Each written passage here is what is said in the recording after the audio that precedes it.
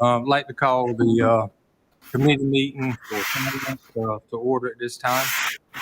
And at this time, we ask for the invocation from Mr. Trey Britt.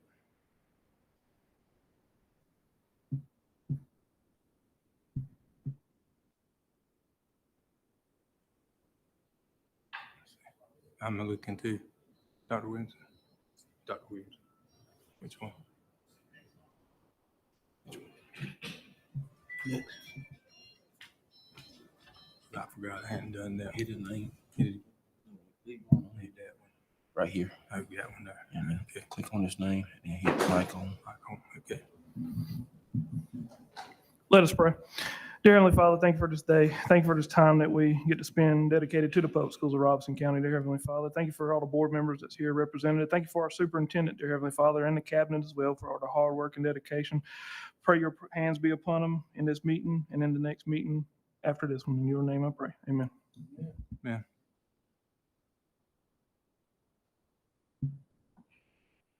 Okay, at this time, before we go through it, members of this committee, Mr. Britt's here, Mr. Bradley Phillips and Ms. Christy Fields, and then Dr. Emmanuel and Mr. John Simmons are also present. And we'll go through the information on this, and then again, we'll be having our regular board meeting later today at 6 o'clock. So at this time, topics, phase out of CNAs, Dr. Freddie Williamson. And Erica, Mr. Chair and members, and I know later on we would join in and send congratulations to Dr. Terry Locklear, who did graduate Saturday UNCW. So we honor him and recognize him, and we'll say that to him in the board meeting.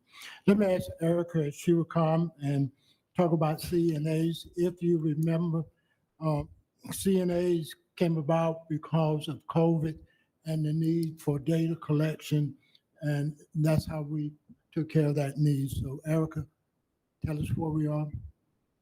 Good evening, Chairman Lowry, Superintendent Dr. Williamson, and board members. So I placed at everyone's desk some financial information and a little background about the CNA positions.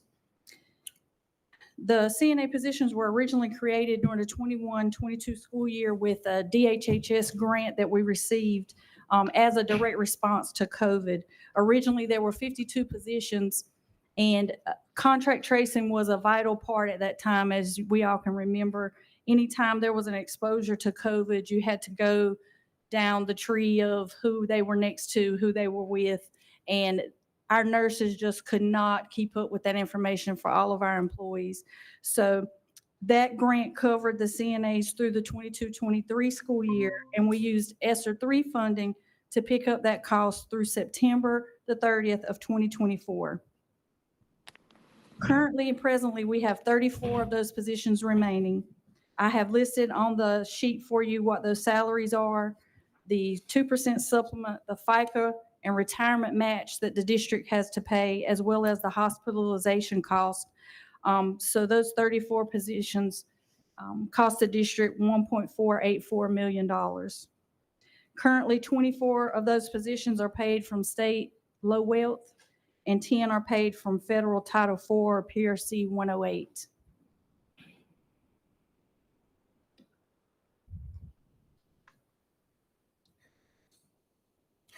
Any questions on that? So I had Jamal to talk with our attorney in terms of if this would be considered a RIF, because if that would be the case, then they would be entitled to some extended benefits. And Jamal, will you address the board on that, please? Good evening, board members. Just once again, this will not be considered a RIF. Part of our policy and procedures. Those positions were tied to a direct funding, and since that funding is no longer present or available, we're able to release those employees. So this will not be considered a RIF. And there's 3 specific protocols for RIFs, and this situation does not involve those 3 practices. Yeah, I have a couple of questions. So these folks now are still working, right? That is correct. And their employment would end at the end of this school year, June 13th. June 13th. Okay, going back, we were hiring people and saying, okay, this is when your job's going to end. Were the CNAs put in that same category where they were aware? We made them aware because we had some situations that earlier, but then we were making people aware that the job can end June 30th, 2024. Yes, so these individuals signed a yearly contract, Mr. Craig, and they all signed a contract this year that also let them know that their positions could end at the end of the school year. Okay, and just to reiterate what y'all said, with COVID going on, and our nurses and staff we had just couldn't keep up with all the contacts that was made. Child comes in sick, and if they went next to another child, you had to go back and trace all that. And that's where these folks were brought in to help, because the people we had on site at the time and here just couldn't keep up with it. So again, just making sure, like y'all said, everybody's been notified. They know that this could be a cutoff date, and we're clear with that. That would be the only concern I have. Yeah, data collection, at that time, there were so many requirements that we had to submit either through the Department of Health and Right. Human Services, direct to the state or to the federal government as a direct COVID response. And none of those they're no longer requirements at this time. Any questions? Bradley? Hey, Jamal, so if we don't have these positions anymore, what does that leave us with as far as school nurses that's going to be retained? So all our school nurses will be retained, and prior to our CNAs, they all had a schedule to be at schools, and so those schedules will remain, and so we're updating those. Those schedules will be updated as needed. But so prior to our CNAs, every school was covered by a school nurse. Some had multiple sites, and then sometimes they would do a half a day at one site, then the other half at another site as well. Where do you see the most need for either a school nurse, or if we were able to keep a CNA, where do you find it more needed in the elementary age, or? I'll be honest, I'm not sure if either myself or Mr. Jamal can answer that question. That might be better suited by someone like Ms. Jan or someone in that area. Each location would have their own reasons to need a school nurse. If a school has higher population of students with long-term care, things like diabetes or ongoing medications, and I know that would vary from school to school. You may have playground injuries at a elementary that you might not see at a high school, but then you may have PE injuries. So we definitely have to get, yeah. And so just bring up another point. Each school has a first responders team that are designated for some emergencies, such as Ms. Erica mentioned, diabetes is one of those areas. And so whenever, as a school nurse is not directly present, you do have personnel on site that are trained each year that are identified as first responders that can attend to certain things until a school nurse can get there or until other emergency personnel can arrive on campus. Okay, awesome, thank you. One final question. Do you know, with these CNAs, not having them, like next Thursday, how many schools would not have a nurse on campus? There are currently 24 nurses. We got 24 nurses, Mhm. okay. Right, thank you. Let me get you over there. Maybe I missed it. Has these 34 people been notified? No, we're having that conversation tonight, but they have been signed a document every year indicating that at the end of the year, pending funding, their jobs may not be retained for the next year. But as of to say for next school year, they have not received that notification. Okay, We're waiting. if this is the route we're going, I just think we need to let them know ASAP, if you know what I mean. We will, and also, as what's been our practice is, they get a first priority, so we'll send that list to schools and they get a priority. And Dr. Williamson, to that point, Mr. Trey, that's also included in their contract they signed. So if those positions are not brought back, it says that in the contract that they can get first priority, they can be picked up in other areas. Okay, any more questions? Okay. Dr. Williamson, I'll let you do what you did before, and then we'll do it in the regular meeting too. Absolutely. We want to say congratulations to Dr. Terry Locklear, who successfully became. Okay, sole source requests, Ms. Erica? So while the CNA information was not included in your packet that went out Friday, the sole source information was, and we just wanted to take this time to go in more detail and give everybody an opportunity to ask any questions. So the first sole source submitted was Enome, for GoBook, and that's a service to provide IEP creation and implementation guidance for our exceptional children's staff. And Dr. Carr is here if you have any direct questions about that. But I know we have used ESSER to support that in the past, and it just helps our EC teachers and other staff stay on track with the IEPs and the implementation guidelines for those. And we are using PRC 131 textbooks and digital resources for that cost.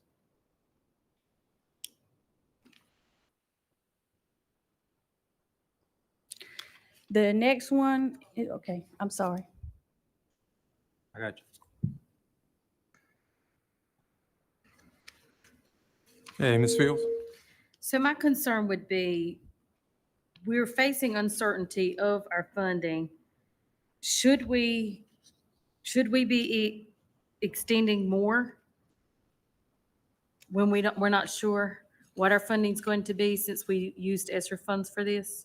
Well, one of the things that we looked at, we looked at that, and to say, you know, EC is an area where you can very easily get into legal issues if you don't have the IEPs and follow them properly. So we kind of weighed which is better to have. Is it better to have this in place and help with the teachers rather than to avoid lawsuits if we don't have this in place?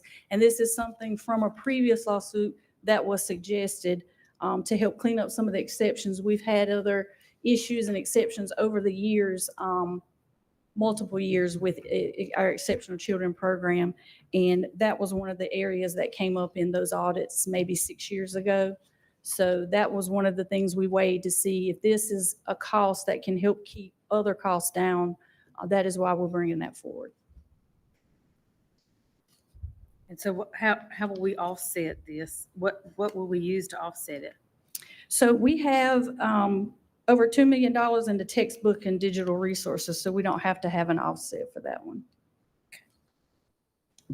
Sheriff, And textbooks, I'm sorry, no, go ahead. textbooks and digital resources have a unique focus. There's no flexibility there. It is what it says. So you couldn't use textbooks and resources to pay for CNAs or to pay for people. So you have to stay in that focus, which is why we're using those funds. And it is very limited to what you can use those funds, and you cannot transfer funds from that area into other state funds. There's no flexibility option for that. Dr. So, Williamson? Dr. Carr, given our numbers of EC teachers who are lateral, please talk about the success of this for those folks writing IEPs very quickly, please. This resource has allowed us with our brand new EC teachers, and a lot of them are lateral entry or not lateral entry, but they are coming in residential pathways that need support in writing those goals. This helps us write effective goals for IEPs to prevent us from writing goals that are not aligned to the standards. So we've been able to utilize this tool to help them and continuously provide training and support to help teachers write those goals, and also to have assessments to assess how students are performing on those goals. Any other questions? Is this the main thing used now for writing the IEPs? Is this the main, what we use? Yes, this is the actual resource to help them write their actual goals. ECATS is the state platform that we have to use to enter the actual IEPs, but Goalbook is the tool that we use for assessments and for writing the IEP goals and resources and strategies. I would just to comment, if it's something that helps with IEPs that we can afford and can do, we need to stick with it. Anyone else?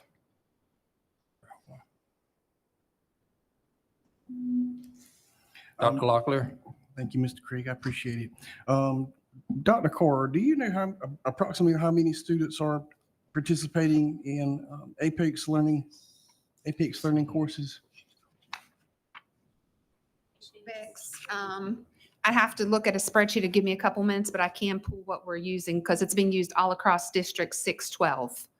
It is used for all credit recovery courses for the entire district. It is used for all PSRC online, which PSRC online has between 200 to 600 kids per semester, depending on which semester. And then in the middle schools, it's used for tutorials and all of those pieces. And on average, it's between 400 and 600 kids per month that are using that for that as far as the tutorials.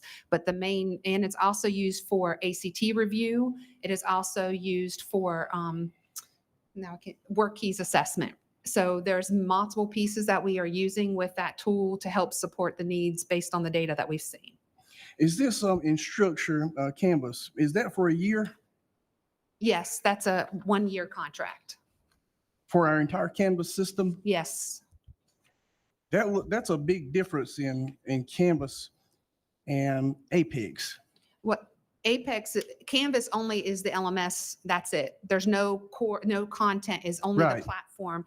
Apex has all the content built in. Everything's already there. So they're Right. pre-developed So courses. it's a content management system and a learning management system. Canvas is only learning management for Right. us. Mhm. So, okay. But So- they can't put content on Apex, if that Gotcha. makes sense. So we're using Apex for the content and Canvas for the LMS? Yes. Okay. I'm sorry, and the Apex is for 3 years. Yeah, Yes. yes, 3 years versus Mhm. one, and this is 1 year for Canvas. Right. Correct. Mhm.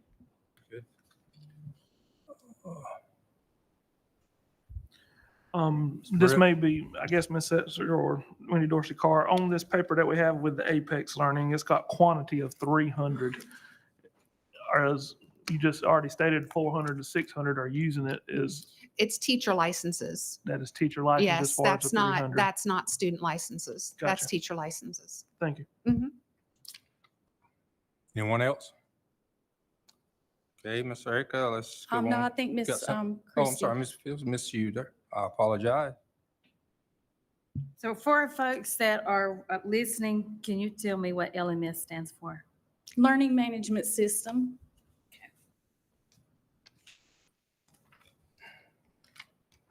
Anyone else? Okay, Ms. Erica. I think next is the 2025, 2026 planning budget. Yes, sir.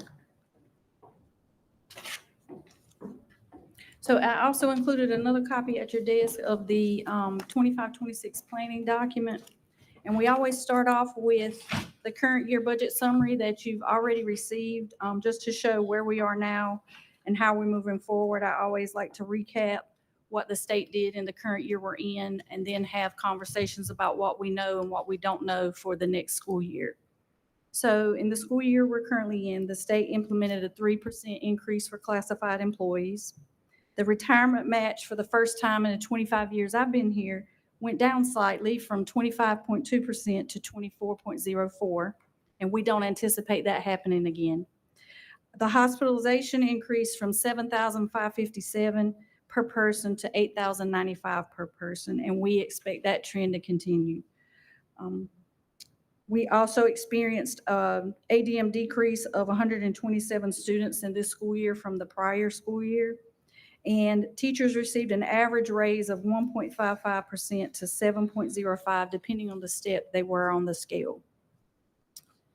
If you go over to page 2, you'll see what our planning allotments we've received from the state. These allotments can change at any time based on whatever the final budget is from the General Assembly. But you will see the comparison between our 24-25 initial allotments and what we are experiencing planning for next year. They are using $20,389 for our ADM for 25-26, which is an additional decrease of 152 students from the current year we're in.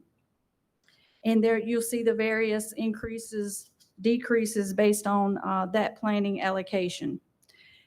For the first time in 24-25, the state used our ADM based on what our final ADM was at the end of the year. In previous years, they had done a projection of the best one of two, or what they thought it would be in the new year. And the 24-25 was the first time they used end of year, and that is continuing.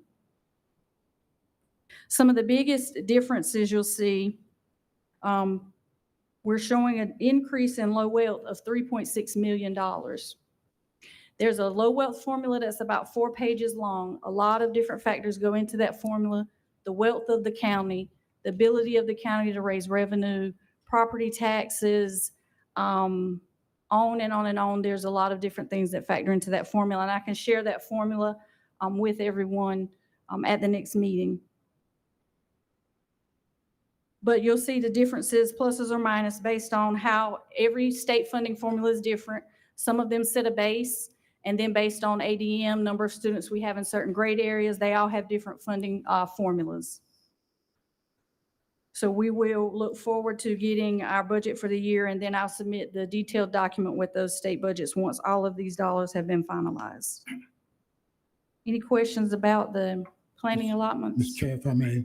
Dr. Williamson? Erica, take a look at 06, school health personnel and dollars. No reduction in personnel, but a reduction of. Thank you, sir, for pointing that out. I have sent that in as an inquiry because I was confused as to how we're not losing any positions, but yet the dollar amount is reduced by $458,000. That didn't really make sense to me. But we only have to ensure that we don't overspend on the position, so the dollar amount is irrelevant. As long as we don't pay more than 48 people out of that allocation, the dollar amount we pay them will be covered by the state. So that dollar amount is not relevant. Will you also clarify 027, that is a dollar allocation? That is a that we dollar cannot allocation. transfer? That cannot be transferred. That is correct. 027 can only be used to pay for teacher assistants. You can, since July 1 of 2018, they changed the flexibility there. You can no longer transfer funds from teacher assistants into other allotments.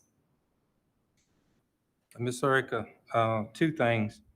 You mentioned a while ago the textbooks, and down at the bottom at 131, that's Yes. textbook money. Correct. That can't be used for nothing else. Correct. As you Digital resources for textbooks and or physical textbooks. Correct. And I'm And gonna now one thing, I'm sorry. go ahead. One thing that is different about the textbook allocation is the majority of our state funds, if we don't spend them by June 30th, they revert back to the state. 069 carries over to the end of August. 015 carries over to December. Everything else reverts except for textbooks. Textbooks carry over indefinitely.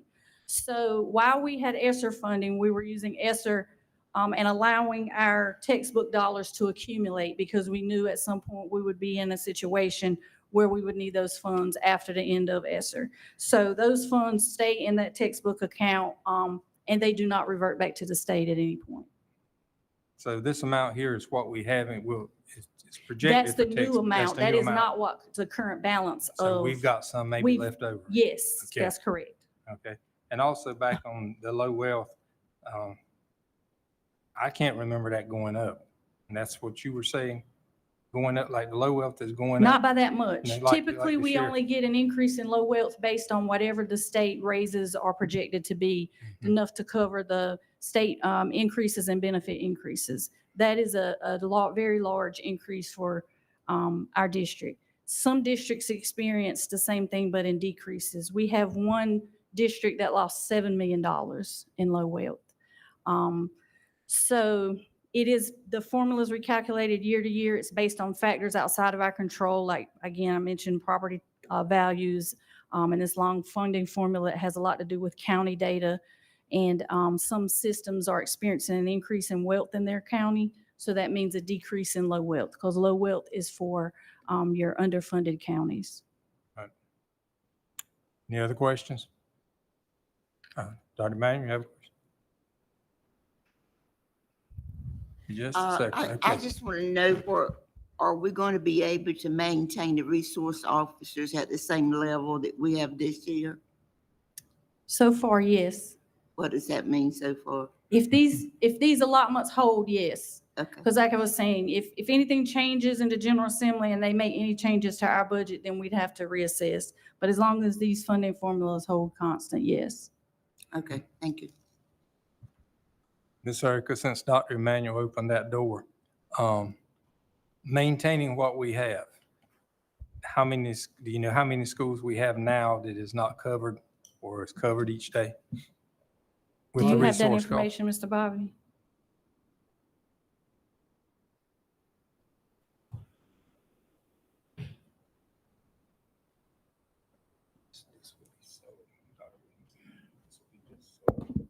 So to give you, I can tell you which ones are covered every single day. All of our high schools have multiple resource officers every single day. We have Pembroke Middle, Lumberton Junior, St. Paul's Middle, Red Springs Middle, all have officers assigned to them full-time. Everyone else shares officers, either part, daily or split half days. Okay. So it's roughly going to be at least 13 to 14 schools that do not have a full-time person in the building every single day.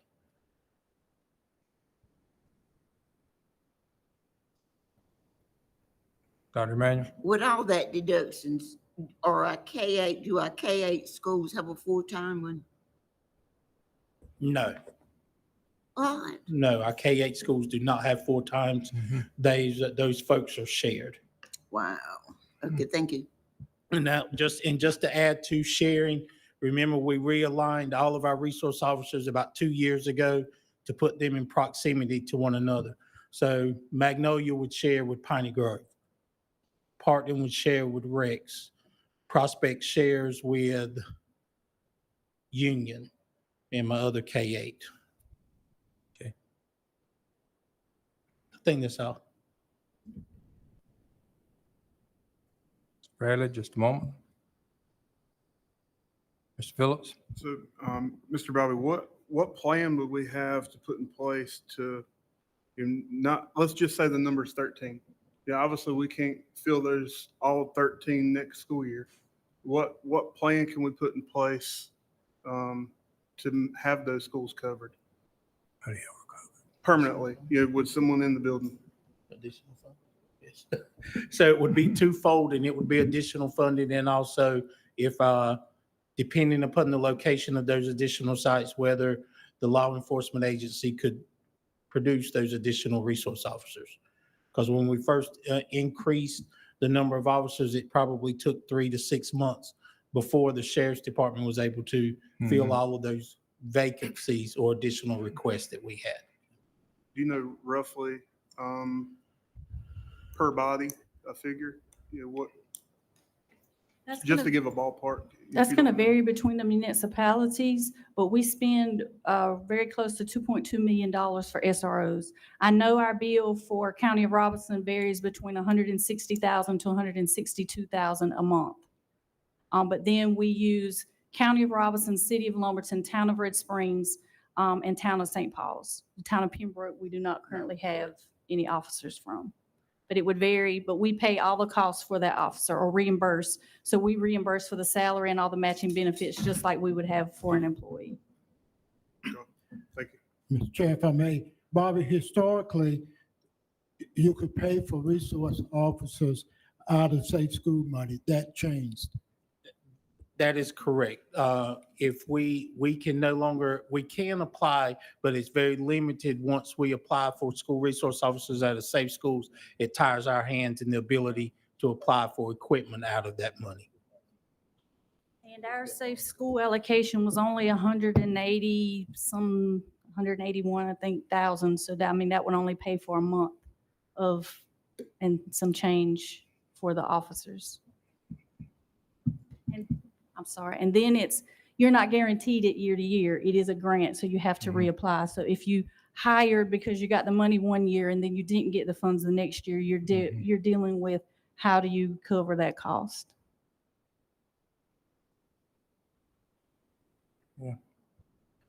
So bottom line is, in order to, let's just say if the magic number's 13 that Bradley's saying, in order to fulfill those 13s, our local funds would need to be increased. Is that what you're saying? Yes. So, thank you, ma'am. Well said. Well said, Mr. Britt. And then I'm going to say something else. I've been on this board almost 9 years. And during that time, myself and other people have asked every year to increase SROs. And I'm saying it out, some people's listening. If this is the town municipalities, if this is the commissioners, and I think we're taking all the money we can take from various areas, the hard SROs at the schools. But folks, I don't care how close that school is to a police station. That officer can't get there fast enough. And we've been fortunate. And I don't know how long that fortunate is going to last.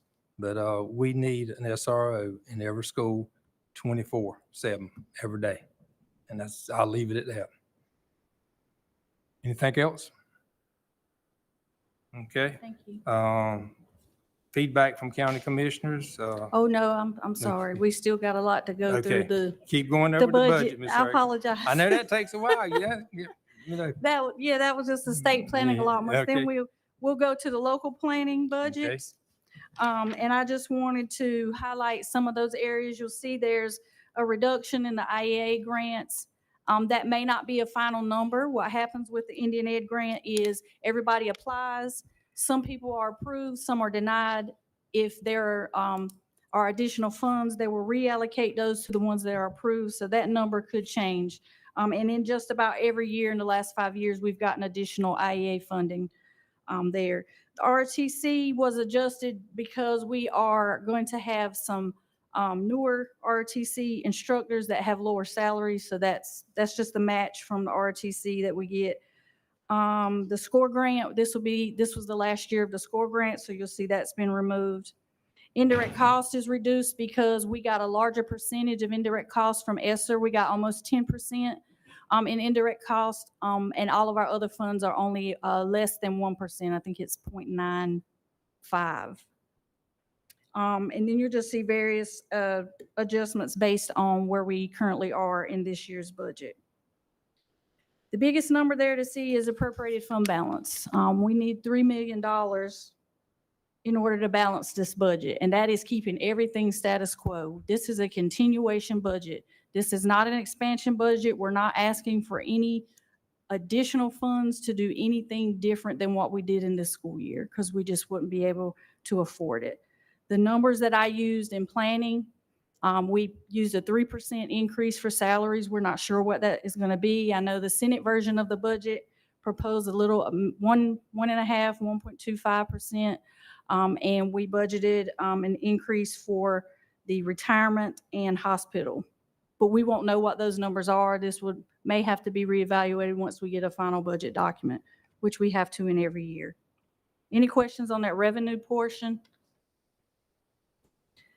So of course, this revenue funds everything that is in our local budget, and we'll start with the first area. I didn't plan on going line by line, but if you have anything that you just want me to ask questions about, let me know. I'm just kind of going to go through briefly every area and touch on what it is exactly. So PRC 001 in the local planning pays all of our coaching and band supplements. We cannot use any state or federal allotments to pay for athletics. Even though the state pays for us to have PE teachers, they do not pay for athletics in any way, shape, or form.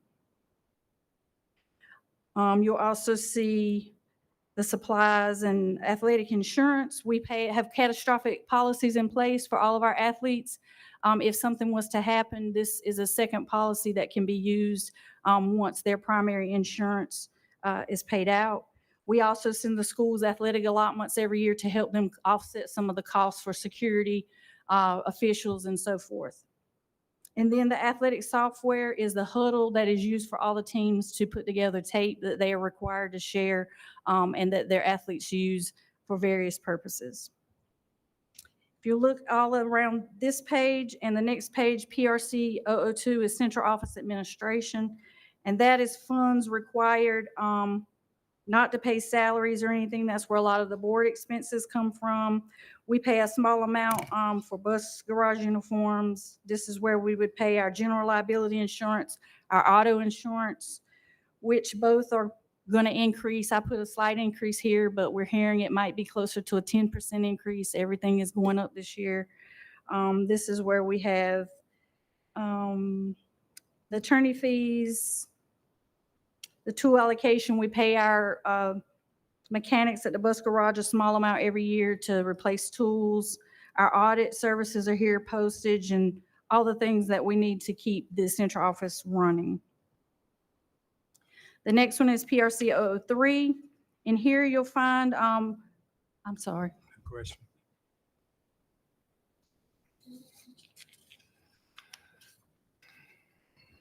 Ms. Fields?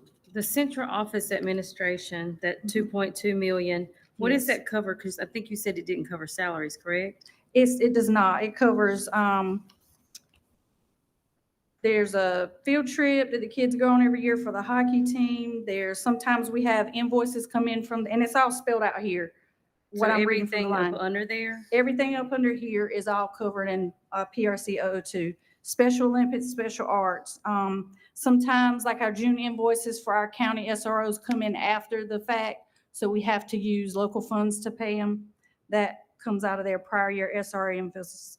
There's a small director supervisor amount in here. That might be somebody's half salary. I think that might be one of our shining stars. There's like half of that salary comes out. The bulk of it is not salaries is what I was saying. And the travel allowance for 84,000, what is that for? Which page? That's is that? 182, line 182 on page 410. I'm sorry, on the 2024, it's under their central office administration. It's line item 5400 005 182, objective 182. Oh, that's in PRC 05, School Building Administration. That's another program area. That's not for central office. That's the travel allowance for our principals. For attending, So since I've been here 25 years, principals have received a travel allowance. They get it in December and at June for covering their travel to come to meetings here, different things at their schools. They are all paid an amount based on their location from the central office to their school, and they get that through payroll. They don't have to submit monthly travel sheets. They get that as a travel allowance, and that has to come out of local. So that's for our principals. Mr. Terry, you still have something? So I know the Indian Ed grant comes from the federal government. and Yes. Then it flows through the state, but it's included in our local? It doesn't flow through the state. It's a direct grant. Okay, that's right. It It's comes a directly reimbursement. We from- have to pay the cost Yep. up front, and then we get Mhm. reimbursed through the G5. We have to go in and request reimbursement. But it's not included in our federal? No, sir. They're very specific that because it's not a flow through at DPI, we don't include it. We include it as a local federal Gotcha. and not a federal because it does not come through Department of Public Instruction. That's right. Thank you. Yes, sir. Anyone else? Ms. Erica, continue. Okay. Central Office Administration, then there's the classified supplements. So for all of our office staff, we pay a PSP. So if our office staff has a certain degree and they attend so many classes every year, we supplement them with a stipend at the end of the year. That's been going on for as long as I've been here as well to support that program. 005, we started with the travel. Then we have principals, like we have some retirees that are serving as principals now. That's part of where that salary would come from. The AP salary adjustments, we still have, I don't know if you remember, when they updated all the pay scales, if a person had national board and became an assistant principal, they would make less money. So we still have to supplement some of our APs who would have made more as a national board teacher. That's part of what that is. PRC 007 instructional support, we get a grant from the county. It's $250,000. As you can see, it costs us $332,000. So we offset that with the 250, but the whole amount, that part, we still have to reflect in local. Everything else where it shows 009, it's covered benefits that have to come out for employees that are local paid if they retire or their longevity, and we have to pay out annual leave. That's what PRC 009 non-contributory employee benefits is. Local driver's education. So if any of our students take driver's education, they have to pay a fee at the school. Those funds are sent here, and that is used to most of the time buy any vehicles that as those age out, and any other expenses that come in after June 30th that we can't use state driver's ed funds to pay. 026, Ms. Shanitha Lee has gotten donations in the past, and we may get some in the future, but right now I don't know what that would be. So I didn't include McKinney Vento donations there, but she's used those to provide clothing, hygiene kits, different things for the homeless students in our district. The next one, staff development, is for maintenance and other employees to use to go on any kind of workshop that's required for their job, transportation, and so forth. PRCO 36 is our charter school allocation. And as you can see, that's nearing $1 million. And that's the money that we have to take from our county appropriations and pay directly to our charter schools. PRC 50 is more at 4. That's the NC pre-K that we get for our NC pre-K slots. We use federal 050 to pay the salary for those teachers, and then we use the NC pre-K funds to cover any of the other costs, mostly like field trips and supplies that they may need, or the contracted service of, because the playgrounds have to be cut separately, and they use a vendor for that. The next page is PRC 056. That's transportation. And again, there'll be times we'll have to use local funds to cover anything, prior year medical reimbursements, vehicle repair parts, and this amount may increase depending on how much local we'll have to use to cover, because transportation every year will be overspent. We never get enough of our state allocation to cover all the transportation costs. PRC 301 is our RTC match. We have to pay a certain portion out of our local fund, and we get matched half of that from the federal government to cover those positions. PRC 305 is Medicaid admin outreach, and PRC 306 direct fee for service. Those are used to pay minimal EC costs that may come up during the year. Sometimes we have to pay parents to transport their kids for testing, and so forth. And then you'll see all the way down onto the next page is PRC 310, the Indian education. These line items may change pending how Dr. Connie's budget, as I mentioned, if she gets additional funding, we'll bring back all those changes and sync those up with whatever changes she has to make. And then you'll see PRC 373, the SCORE grant, all of those are showing zeros. That's the grant I mentioned, that this is the last year we'll have that in place. PRC 501 is our education. We use the local funds to pay for different people to come in and do different art programs for that particular department. PRC 502 is project graduation. That's kind of speaks for itself. That's sort of funds that will cover our project graduation event that will be coming up on June the 13th. 574 Burrs Welcomes Grant is, I'm sorry. Have a question? Ms. Christie? So it looks like you've, this line item's been slashed over half for project graduation. What We does that always mean? cover project graduation. What happened last year, there was an invoice that came in for all of the things that they give out to the kids at the schools. It came in after the fact, so we had to, it got paid in this year along with this year. So it was like it was double paid because it crossed over years. So this year, we're going to get that invoice in prior to June 30th, so we only have one invoice to pay. But that's what that is, why that is such a difference. So it's a double invoice. Yes, Or we two had to pay invoices. for the prior year and the current year in the same year. That's why you're seeing that larger amount there. But we won't have that issue this year. But we cover what, there is no slashing project graduation, whatever that cost is, it's the cost. Anyone else? Okay. The PRC 641 is donations that we get donations in for the Christmas social and the hams that are given out every year to the staff. PRC 704 is like a flow-through account. The communities and schools, when people rent our facilities, we use this fund to pay the custodian that has to be at those events. And then PRC 802 is a maintenance cost, so that's going to include all of our utilities. It's going to include the salaries for our maintenance employees, telephone services, water, garbage, sewer, lawn care services, waste removal. Our fire theft insurance is in here, and yeah, they've already told us to expect an 11% increase there, so I've included that in this document.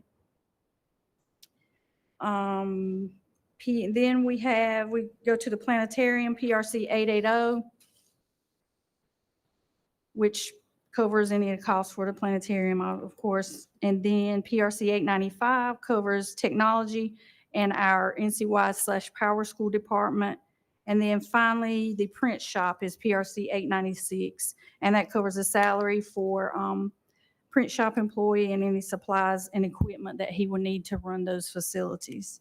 And that rounds out what our planning budget for local for next year is.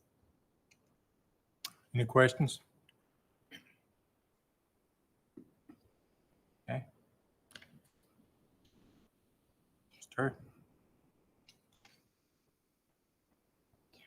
Dr. Locklear? Mr. Schwartz, I'm not sure if you saw my email from a few weeks ago. I just requested some information regarding local fund allocations, and the only thing I'm asking for is every dollar that's associated with a salary that comes from local funds. And I'm not asking for a person's name or anything, just like a unique identifier. And I'm just asking for what percentage of salary, and that includes fringe benefits, comes from local, all of the funding sources associated with that individual and a total amount. Is that an inappropriate thing for a board member to ask for? No. And the reason I'm asking is because I'm having a hard time obtaining that information.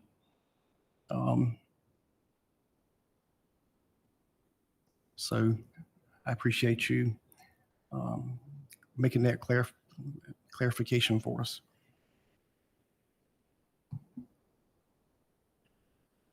Anything else?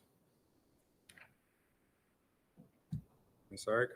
Okay, so I wish I had federal planning allotments to share, but they have not released federal planning allotments to us. NCDPI has sent us in a newsletter for us to check weekly, and as soon as they have any information on those federal planning, they will share it with us. So then we'll move to page 11, which shows the capital outlay revenue. And the biggest difference there is as we're progressing and moving forward with our Career and Technical Education Center, that will continue to increase until all the expenses are finalized with that building. Any questions about so we have our main sources of revenue for capital outlay include sales tax from our county. We have an IEA building grant that we've discussed that I think it's the Preservation Society is given a little over $700,000 to help make improvements to the IEA building. We have bus purchases here. Even though the district does not actually have to spend those funds, we have to reflect it in our budget. The state pays for our new buses, but we have to show it in our capital outlay budget. The needs-based lottery is the grant that we received. Projected revenue from the state lottery, that's what I call regular lottery. So we get an allocation of about $1.5 million there every year, and those funds can accumulate as well. We have the new renovations and repair lottery, that is a separate line item. And then we have fund balance, any insurance settlements that may come in, and miscellaneous, which would include if we have any fixed asset sales. Mr. Britt? So that needs-based lottery is increasing by 16 million, right? We've already got all that money. That's the 72 million. It's just, I have to show it in the budget in the year we're spending it. We didn't get additional money. I'm showing it in the year as it's being spent. Okay. But the total is 72,600,000. Anyone else?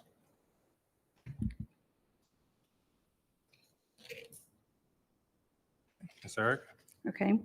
And then I just show the breakdown by the categories. That's how we have to show our capital outlay budget with our auditors is category 1, 2, and 3.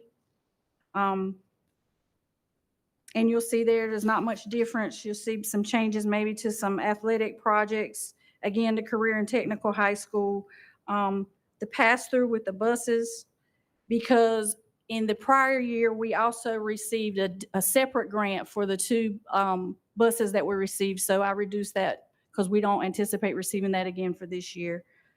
Not much changes in category 2 or 3. And you'll see, like I say, the biggest difference there is that as we're moving forward with the career and technical high school. I did want to mention too, you know, the board approved for us to use fund balance to make current on M Square. The ESSER project, of course, has caused us to change how we pay some things. So we're running into some issues there with capital. We're still waiting to hear from the money that we spent by the ESSER deadline, the March 28th. So right now we're doing a lot of robbing Peter to pay Paul. I wish I had a better analogy, but so we go through this cycle of, and we don't get the lottery funds directly. Everything flows through the county. So we do a request to the county writes us a check, and then we pay the bills. So that there might be a lapse in that timing, and we're going to meet with them to try to see what we can do to speed that up. But coordinating all of that right now has presented some issues, so we're working through that. And we just wanted to make the board aware, if you're hearing of any issues on site or anybody saying I haven't got paid, we're working through those processes and going to have those one-on-one meetings to see what can we do differently. We also have to do intermediate requests direct from the state of North Carolina. I just sent a request to Dennis Hilton to draw down another $25 million of the needs-based lottery, because all of that is as at DPI. When we draw it down, it goes to the county. Then we have to have a process with the county in physically getting those funds. They are not paid directly to us. So we're working through some of those. We just wanted to make the board aware of that as we move forward. But the Mr. Britt? ESSER projects obviously have created an issue. That $125,000 for arts education equipment, band uniforms and instruments, is that going to high schools? That's going to high schools, yes, sir. And it's a rotating basis. I'm not sure which school is up this year, but it rotates. So they get $125,000 for new. Uniforms and instruments. It's not just uniforms. It's instruments as well. Mr. Chair, excuse me, if I may, Eric and Bobby. So again, the ESSER money is creating problems for us. We're beginning to hear from vendors that they need to get paid. How far behind are we? I think we have one company with probably 3 invoices behind. Talk about that. Okay, yes, sir. So Snyder has 3 invoices. And, you know, as we mentioned before, at the end of December, then there was the period of us when we submitted the request for the extension, we had to wait and see what happened with that. So when we were notified of that, February the 21st, we didn't have the process in place yet with DPI. Okay, well, how are we going to get reimbursed for that? Because it moved from us being able to request the money and write the checks to it being a reimbursable grant, which we mentioned. So we were going to have to write the checks and then wait to get reimbursed. Then everything happened with the approval we received, and then it was taken back. So that threw all of that into a tailspin. So now we have money that we have spent and that met the March 28 deadline, but we still haven't received those funds either. And then, of course, as Mr. Schwartz is going to tell us later that he shared, we did get denied with that ESSER 3 extension. I'm not sure what we're calling the last thing we submitted. I'm sure he'll go into detail about that. But so Snyder is 3 invoices. What was approved for M Square was the $1,070,000. This 2 invoices, 1 for each site. And then we'll have a small amount for Locklear and LL&J, but that is where we are. And then with Metcom, with the needs base, we're at the point where we're waiting on the county to write that check, because obviously we don't have the funds in hand to build a school, or we wouldn't have qualified for need-based. So we've been following that process, and as long as we got a check once a month, you know, it was kind of, we can manage that with our existing funds while we waited on reimbursement. But now we're going to, like I mentioned, we're going to have a different conversation to see if it works better for them to pay it. We just got to come up with something that's a little faster because the timeline is speeding up and we're getting invoices every other week now instead of once a month. And the cash flow is not coming in consistently. Ms. Erica, how much Yes. how much money are we talking right now? I mean, as far as Snyder and what you're saying there, you can use numbers that way. Snyder, I have to get the third invoice, but the first two, one's 536 and the second one's 1.1. So we're talking about 1.6. And I'll have to get the third Are one. they charging us interest on this? No, sir, not as of yet. We used ESSER 2 and part of 3 prior to all of this happening to pay for the equipment. So, I mean, we're invested in that project and they recognize that, and they're a very large company. So at this stage, they're still moving forward, but like everybody else, I mean, they're going to have to get paid. And that is part of what, we've had the conversation with Mr. Schwartz and what kind of situation it put us all in when you're in the middle of contracts and in the middle of these projects. And if I can add to that, our contractors or folks we've been working with have been very generous and understand the situation we're in, and they've been able to keep, I hate to say it, term boots on the ground, projects still moving forward. But we are going to be at a point if we're not able to make some payments where some of those boots on the ground are going to eventually be pulled back. So it could end up being a delay in our projects, or some of the projects may come to a complete halt. So that is the worst case scenario. Again, we've already paid for all the equipment, all that's covered. So now it's installation, and worst case, they may pull their folks away and send them to another project. Ms. Erica, let me make sure. M Square, that's who we voted and we paid them. Am I correct? We haven't paid them yet Okay. for a couple of reasons. Because we've been paying Metcon and waiting for, that's why I say Rob and Peter to pay Paul, and we're waiting to get reimbursed. That check got deposited today, 3.4 million. So once, by the end of this week, M Square will be paid minus the amount that we have to withhold for the finalization there. And we're looking at possibly one of the Snyder bills. That's why we're saying that now. That's something we're going to have to work on and figure out how to juggle. Any questions?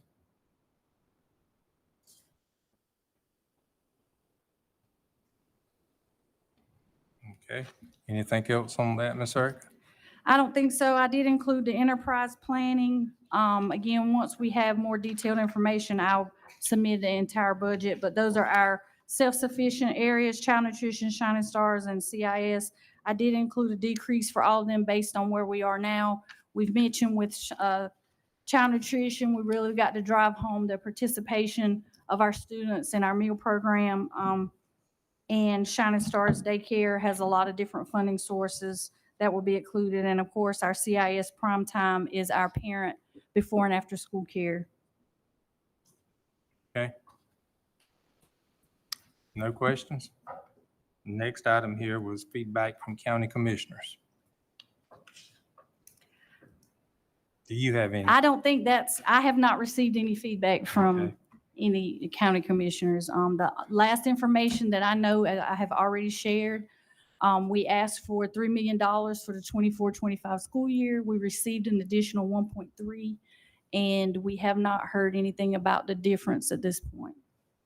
And we will be submitting an additional request for the budget planning by May 15th, as we're required to do so. And I believe Dr. Williamson wanted to have that conversation here to see the direction for that request. Williams, do you have anything? No. Okay. I'll just say, if you met, we know we need more money. Just forget all of this. We've asked for more to SROs, local funding. The school system needs more money.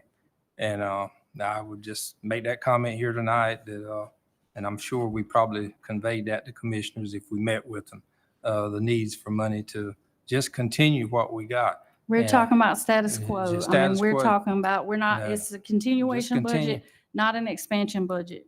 It's, There are no new items. we need funding to be able to support where we are now.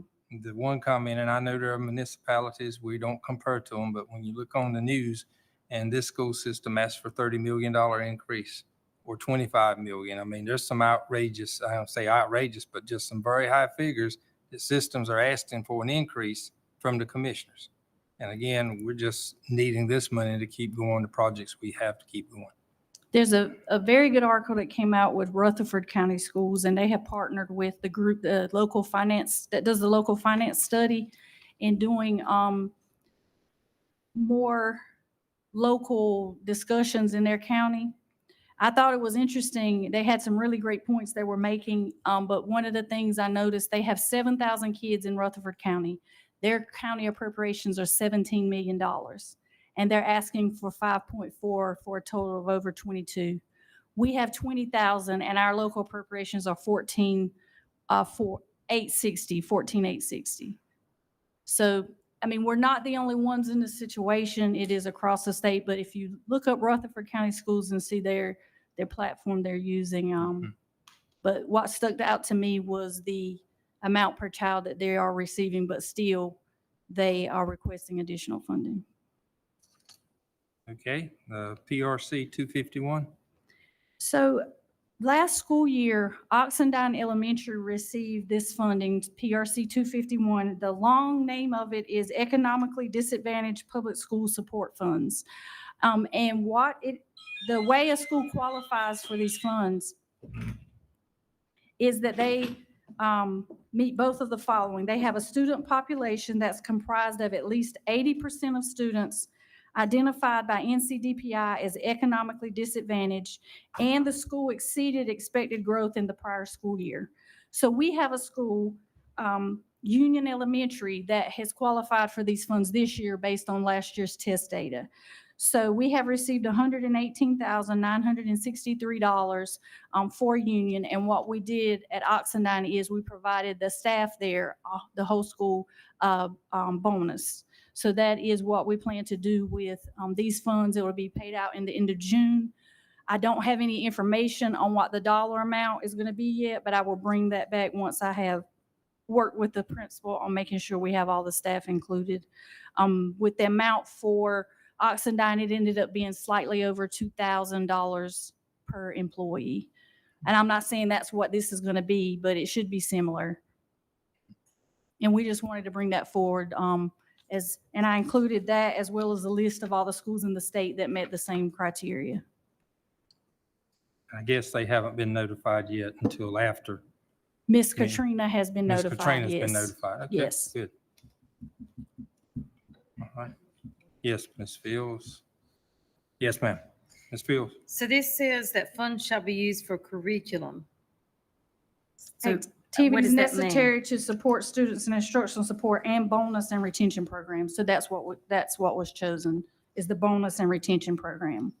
It's not all, it's either any, you can pick.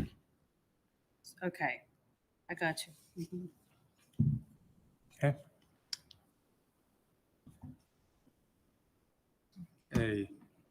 The ESSER 3 funds extension. Thank you. That's Mr. Schwartz, and he stepped out. Mr. Cole? Mr. Cole, how much time did you say you needed to convert? Okay, okay. You just want to hold on? Yes, if we can hold on. But I do want to say that to Erica, what we say all the time, thank you for your work, helping us to understand the breakdown tonight. It's going to save time for us in our regular board meeting. You do outstanding work, and just how you manage and keep us afloat is to be commended. Thank you.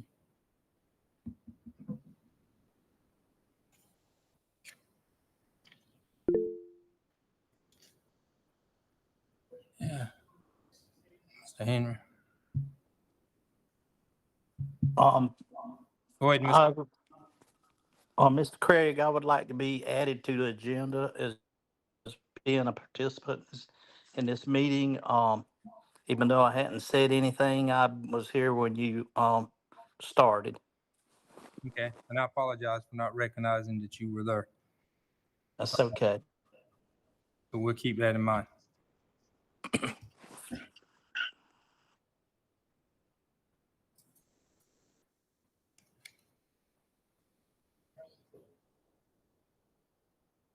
Mr. Phillips?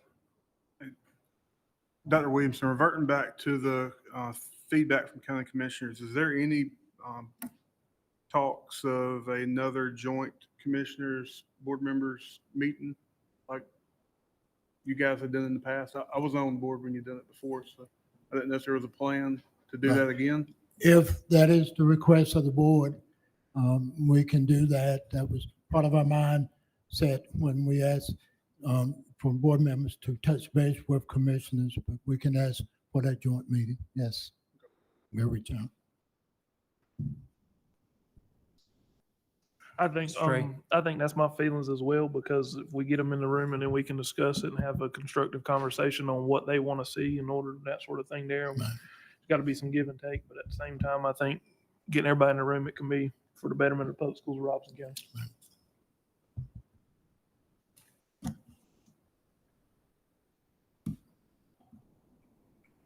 I don't know, can we have a motion out of committee to do that? Need to do it in the meantime.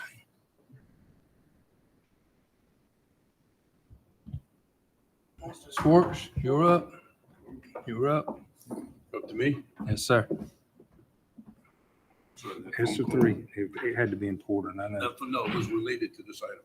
Okay, that was important.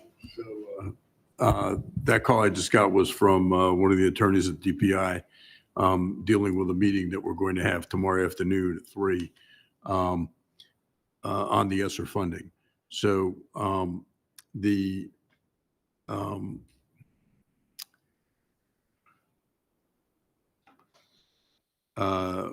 attorneys from the Department of Public Instruction and the North Carolina Department of Justice had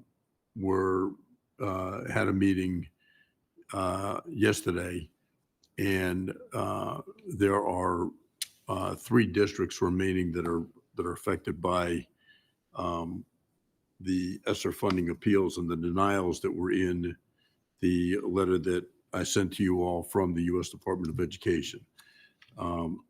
And we're going to have a meeting tomorrow afternoon with the attorneys for Lenore County, Halifax County. I'm sorry, for 4 districts. Richmond County Schools are still involved, and PSRC. So tomorrow at 3 o'clock, we're going to have a meeting to discuss strategies based on some of the changes that were made in the lawsuit in the Southern District of New York that I've been writing to you about. So out of that lawsuit in New York, the judge issued a preliminary injunction against the Department of Education. And, but as part of that injunction, he said that the department could invoke a process where they would give 14 days to appeal any cutoff of funds. So the U.S. Department of Education sent letters out to the 16 states and the District of Columbia that are involved in that lawsuit, giving them until May 24th. I think it's May 24th. I believe May 24th to file different appeals, but they've given them a specific appeals process to follow, which is different from what they gave us. So one of the things that we might end up doing, and keep in mind that we're sub-grantees, the grant comes to the state. So we've got to go through the state on anything we're doing legally. So one of the things we may end up doing is ask for that appeals process to be applied to us, because the logic of whether or not that should be done is consistent with what they're doing with the states that sued. The only difference is we didn't sue. We followed the process that they laid out in their letter, which doesn't comport with the requirements they should have afforded us for an appeal. Another concern that we've got is that the standard that they've applied for approving the funds is a different standard than what they applied initially for acceptable uses of the funds when they were first allocated. So as you all know, when the funds were first allocated, they could be used for a wide range of different things. And one of the big things they could be used for was HVAC systems and air ventilation and anything that dealt with proper ventilation, including roofs or anything that would impact ventilation systems and air flow and safety. And now what they've done at the U.S. Department of Education is tell us how this project provides direct education services to students to mitigate COVID. And that's a different standard. It's a whole different requirement than existed for approval of the funds and approval of the extensions of use of the funds. Another concern is we've got, projects where things have been torn out and stuff's getting ready to be put back in, and, new piping and ventilation systems and everything else. And you're in the middle of a project and, and now all of a sudden you don't have the funding for it. So projects that are currently underway is another approach that we might be taking to try to get an appeals going on this. And then ultimately, there's always the prospect of litigating. But again, we've got to go through the state on that. So if you notice in the lawsuit that was that's active in the Southern District of New York now, there are 16 states and the District of Columbia suing, not any individual school systems. And if you look at the letter that came to the state from the U.S. Department of Education on dated May 8th, the reason for the denials for every one of these projects is very, very similar. So for example, one of the projects in Lenore County is, while ensuring that students have a strong and sturdy roof over their heads is important, this construction project does not provide direct services to students, nor is it specific to mitigating the effects of COVID-19 on students. And so it's similar wording for a lot of those. For Richmond County, while creating an expanded central building to unite all grades of the high school seems worthwhile, this construction project does not provide direct services to students, nor is it specific to mitigating the effects of COVID-19 on students. So, the rules of the game changed after the game had been played, essentially, but before it had been paid for. So, we're in discussion projects for different strategies right now for how to deal with that. There was some possibility that we were going to have a meeting today, a virtual meeting today, and that couldn't happen because of schedules of some of the attorneys, but we're scheduled for 3:00 tomorrow. May I ask you a question? Yeah. So you and I talked last week. The other states, did they receive the same kind of letter, or did some states? Interesting. Interesting that you asked that.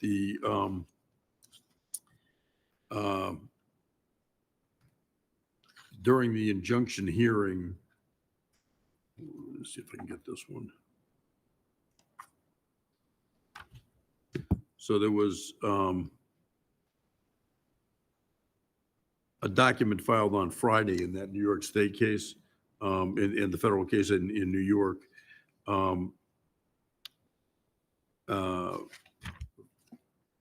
Filed by the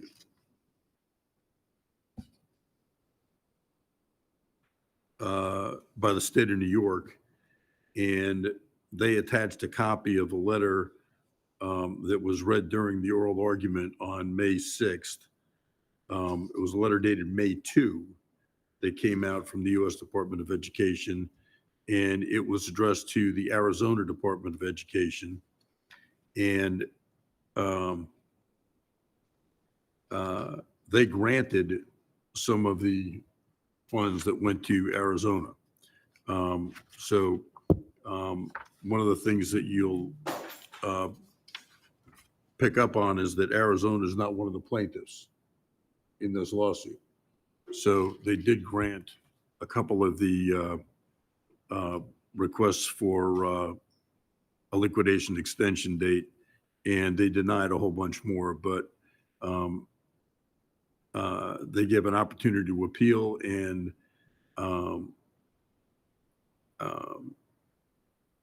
again, they're saying in connection with any appeal for both us and the other states, they're saying you have to provide, support your contention that the project provides necessary services that directly mitigate the effects of COVID on students' education. So that's an additional bar that they've raised that was not in any of the original funding requirements, funding approval requirements.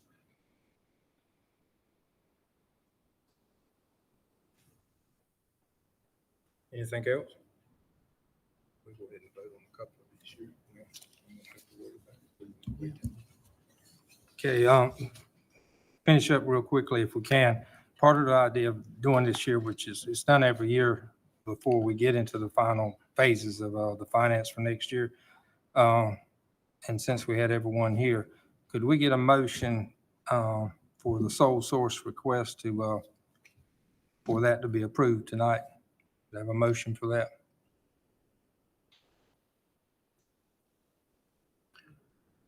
Have a second?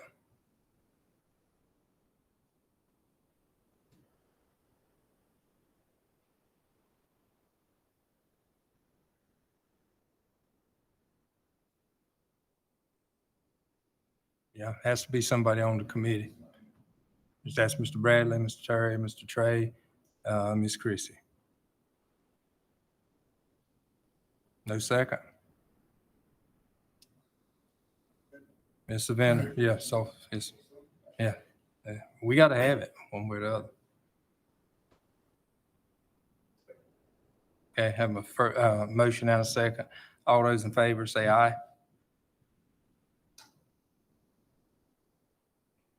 All those opposed, nay.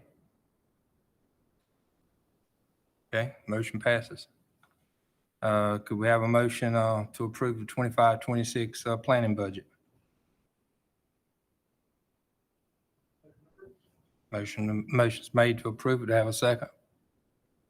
Motion and a second. All those in favor of the 2025-26 planning budget, please say aye. All those opposed? Motion passes. And I think the rest of that was mostly information. Okay, so have a motion to adjourn the Finance Committee meeting. Motion to adjourn by Mr. Britt, second. Second by Mr. Bradley. We're adjourned.